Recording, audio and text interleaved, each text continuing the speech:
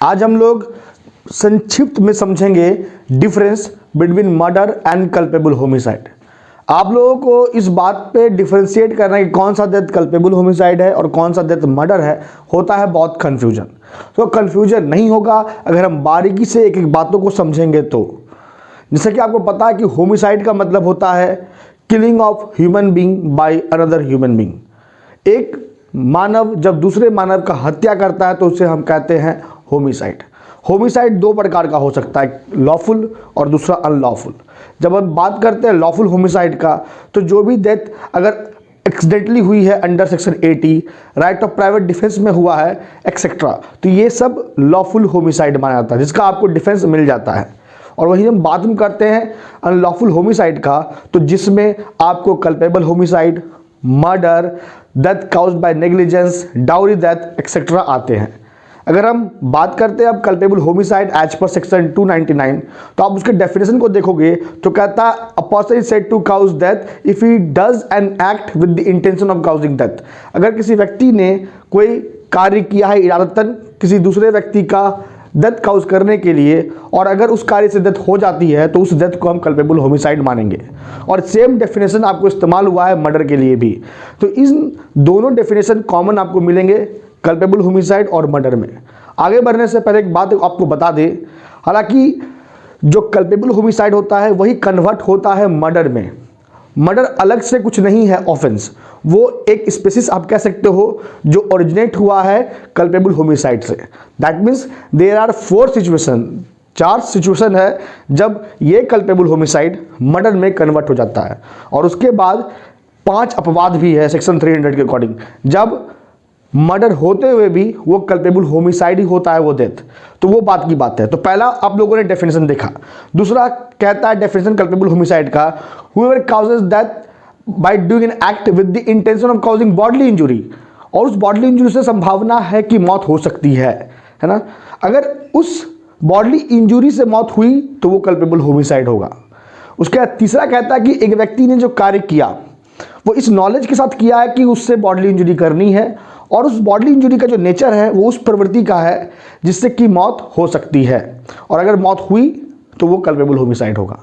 और वहीं जब हम लोग देखते हैं मर्डर के डेफिनेशन को, तो मर्डर में क्या कहता है, पहला नंबर पॉइंट कि अगर किसी व्यक्ति ने इरादतन कोई कार्य किया जिससे किसी की हत्या हो रही है, डेथ हो रहा है, तो वो डेथ मर्डर माना जाएगा। जैसे कि हमको पहले बताया, इन दोनों पॉइंट पे कोई डिफरेंस आप नहीं निकाल पाओगे कल्पेबल होमिसाइड और मर्डर के बीच में। और उसके बाद जो 3 और सिचुएशन है जब कल्पेबल होमिसाइड कन्वर्ट हो रहा है, टर्न अराउंड हो रहा है ऑन मर्डर, वो क्या है कि बॉडली इंजरी किया गया ऑफेंडर के द्वारा, लेकिन वो बॉडली इंजरी का जो नेचर है उसके बारे में ऑफेंडर को पता है कि उस बॉडली इंजरी से मौत हो सकती है। तो यहाँ पे बस पता होना ऑफेंडर को बॉडली इंजरी के बारे में, बस इस आधार पे ही जो कल्पेबल होमिसाइड है वो मर्डर में कन्वर्ट हो जाता है। बाकी जो 2 सिचुएशंस हैं जहाँ पे अगर मान लो एक व्यक्ति ने बॉडली इंजरी किया और वो बॉडली इंजरी सफिशिएंट है in ordinary course of nature, आमतौर पे किसी का डेथ करने के लिए, तो उस बॉडली इंजरी से अगर मृत्यु हुई, डेथ हुआ, तो वो मर्डर है। तो चौथा क्या कहता है कि अगर इमिनेंटली डेंजरस एक्ट है, अत्यंत खतरनाक एक्ट है, तो आप यहाँ पे भी मानोगे कि वो कल्पेबल होमिसाइड मर्डर है। हालांकि ये तो कुछ बेसिक डिफरेंसेस हुआ, और बेसिक डिफरेंस के आधार पर हम आपको बताएं कि क्या अंतर है, तो पहला आप कह सकते हो कल्पेबल होमिसाइड जीन है, और जो मर्डर है वो स्पेसिस है कल्पेबल होमिसाइड का।